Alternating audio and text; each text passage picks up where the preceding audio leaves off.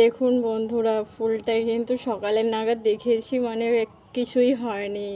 বিকেল নাগাদ দেখো ফুটে উঠেছে।